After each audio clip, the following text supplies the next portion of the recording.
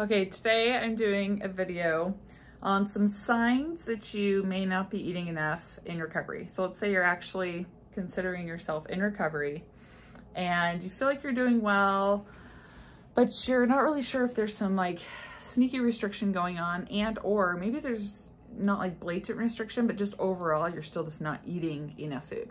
So a couple of things I wrote down because all of a sudden like all these ideas started coming in my head, especially after working with clients today that I'm seeing. I'm like, obviously you're not eating enough, and they just keep saying things. I'm like, not enough, not eating enough, still not eating enough, still need to eat more. And it's just so obvious. And here are some very obvious signs here.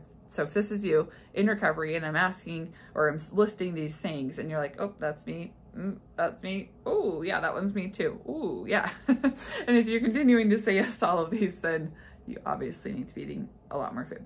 Okay, so first one's dragging out your food, right? Taking forever to prepare it and then plating it, making it look all pretty and taking pictures of it and eating it really slowly and just making it like this whole ordeal. Like every time you sit down to eat a meal, it's like this big thing. You couldn't possibly just make like a fast peanut butter and jelly sandwich and eat it in the car. You're still not eating enough food. Nowhere close. Another one is saving your food, right? Or hoarding it. So saving it would look like, you know, oh, I really want this candy bar. I'm going to save it for later. Ooh, ice cream sounds good. I'm going to have it after dinner. Ooh, you know what sounds good is a sandwich. Ooh, maybe I'll have it for dinner instead of lunch because I really like those sandwiches. And it's kind of like saving food for later. But so that also would lead to binging at night, right? So if you're eating a ton during the day and you're still binging at night, there's nothing wrong with that. But over time, you know, let's say you're still a year in and you're eating so much food during the day, and what you think is so much food during the day and you're still binging at night, then it's likely you're still not eating enough during the day. Because over time, and I thought this was a huge sticking point for me, this binge eating at night. I never thought that was going to go away. I thought that was a habit. No matter how much weight I gained, no matter how safe my body felt, I was going to always want to binge eat. And I can promise you that that does fade away. And you don't have to actively break a habit or anything. Just naturally you lose interest.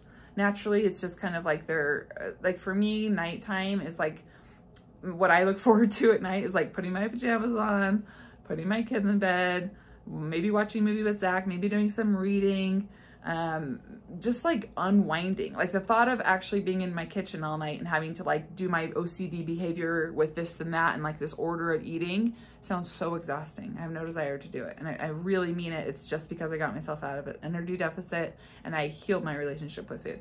So if you're still very much doing that, you need to eat way more food. Morning, afternoon, night, middle of the night, whatever, just get more food in and that will go away. Comparing what you're eating to other people.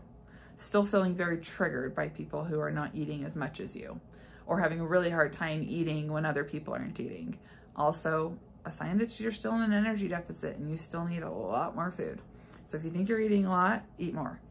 And eventually that one will go away too, where you won't even notice what other people are eating. That's another one I never thought. I'm like, there's no way, there's not gonna be a time when I'm not like looking at my husband's plate and making comments or feeling threatened by the fact that he's not eating as much as me. And I used to, excuse me, I used to feel like I had to make his plate for him to make sure that he had as much as me or more. And I can't remember the last time I made his plate. Actually, I don't have any desire to make his plate. Why would I, first of all, when he has two hands and he could do it himself? And I have no idea how hungry he is. I don't know how much food he wants to eat. And so that will fall away too. This feeling like you have to be eating less than anybody else around you, or feeling threatened if other people are eating as much as you. Counting calories, weighing your food, still weighing your body. I'll hear that a lot. Well, I have to weigh myself. I want to make sure that I'm eating enough. You're obviously not eating enough, because if you're really eating enough and you're listening to that mental hunger, particularly that mental hunger, physical hunger is easier to listen to in recovery, but if you're really listening to that mental hunger, you don't need to weigh yourself. Trust me, it's going to happen. It's going to happen. Your body is going to become unsuppressed. It's going to get to where it wants to be. So you don't need to be weighing yourself. That fear or that desire to control that is coming from an energy deficit. You're still very much afraid of gaining weight. Let's see, strong urges to move. This is another one that I'll see in clients often where they're like, so I've taken this much time off. Can we talk about moving now? So is it time? Like, when am I going to be able to move? Or I'm really struggling with not doing anything, or it's still very hard for them. Or so I went on a walk yesterday, kind of slipping, like it's really hard for them. They're still white knuckling every day, wanting to move or giving in to moving. You need to eat way more food.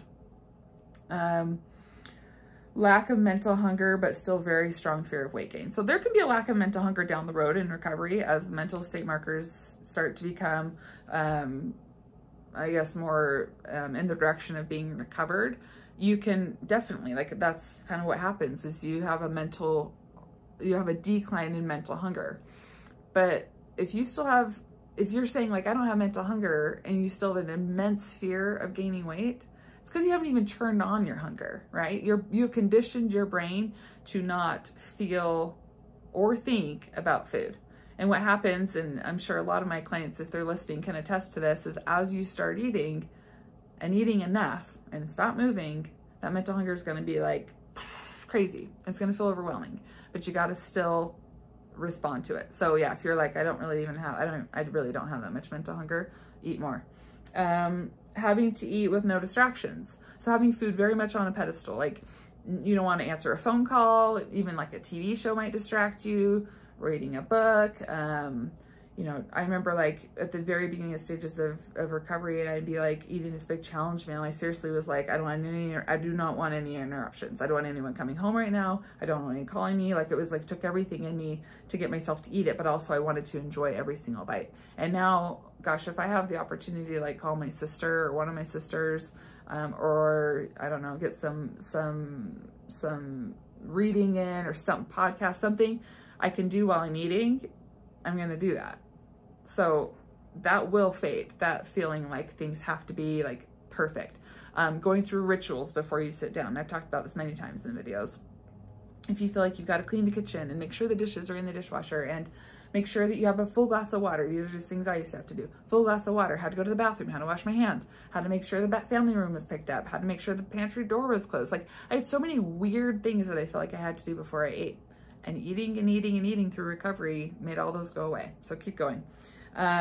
Let's see what else. Watching the clock or delaying food. I kind of talked about that. If you're like, notice yourself looking at the clock, oh, it's not time to eat yet. Ooh, we're going to eat in 20 minutes. Ooh, and kind of looking forward, always looking forward, like anxiously waiting till you can eat again. You need to eat more food. Eat right when you look at that clock and think, is it time to eat? Yes, it's always time to eat. If you're looking at a clock thinking about food, you need to eat. Let's see, planning food throughout the day. So if you're like, okay, I'm going to have this for breakfast, and if I have this for breakfast, and this would make sense to have this for lunch. And then I feel like if I had, let's see, for dinner, if I have that for breakfast, and you start doing that mental gymnastics in your head, you need to be eating so much more food that you're going to, once you've been eating enough food for a while, you're going to look back at when you used to do that and just chuckle that you were even attempting to try to balance out your food. Okay. So you got to eat so much more food. Be way more bold in what you're eating. Always feeling deprived. So if you're sitting down to a meal and you already feel deprived, you're looking at this plate of food and you're already worried and feeling anxious that it's not going to satisfy you and it's not going to fill you up, you need to eat and plate so much more food. I've talked about this also. When you sit down to eat, if you're like having food indecision, you're like, I don't know what to have, and you pick one of 3 things that you were thinking about and you're still thinking about those other 2 things, it's going to feel like you're feeling deprived. You're not going to feel very satisfied. So get all the things. I want pancakes, and I want cereal, and I want, I don't know, and I want French toast, and I want that chocolate bar, and you want it all, and you just put it on your counter and you sit down and you just start going after it and eating as much of everything as you want.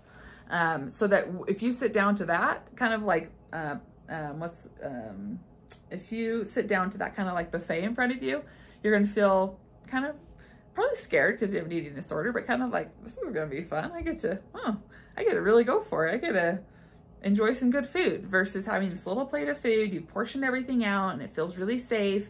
Of course, you're going to eat that slow. And of course, you're going to finish it and not feel really satisfied. So try that tool. Try putting everything out in front of you. Same thing when you go out to eat. Going out to eat is obviously different because it costs money, right? So you can't really order like, I mean, maybe you can if you can't do it feasibly, if that's possible for you. But most people can't go out to a restaurant and order 5 entrees. It's going to get pretty pricey. So order whatever it is that you want, the most delicious thing on that menu. And then as you're driving home, you should have a stash of something in your car. You can pull out whatever else it is in your car, and you get home, you can eat whatever else you were thinking about driving home. But always make sure that you're going in to eat an eating experience with full permission to eat as much as you want, and actually do it. Don't just tell yourself, oh, I can eat more when I want later, and then not do it. Actually makes it easier if it's just in front of you as you're eating to follow through with that and actually do it. And you'll be surprised how much you really actually want to eat when you let yourself. Let's see, anxious if you're not around food. This is something that I definitely experienced, and I've had a lot of clients talk about too. They're like, Becky, it's weird. I used to feel anxious around food, and now I feel anxious if I'm not around food. Like, I don't like leaving my kitchen. I don't leave my house. If I'm driving in the car and I don't have access to food, I feel really uncomfortable. I don't like that. I want to be around food. And that's where I tell people, pack a fanny pack. Those are back in style. Put it in your purse. Put food everywhere you go. Even throughout your house. If you're upstairs doing laundry, put food in your laundry room. If you're in your bedroom, put some in your nightstand. If you're in your car, put it in the center console. Always be prepared to have food everywhere so that you're not feeling anxious or like you don't want to go anywhere. And then the last one I wrote down is scared of downtime. So if you are still petrified of not having anything on your schedule for the day, and that makes you feel really, really scared and uneasy, eat so much more food. You want to be able to really enjoy downtime.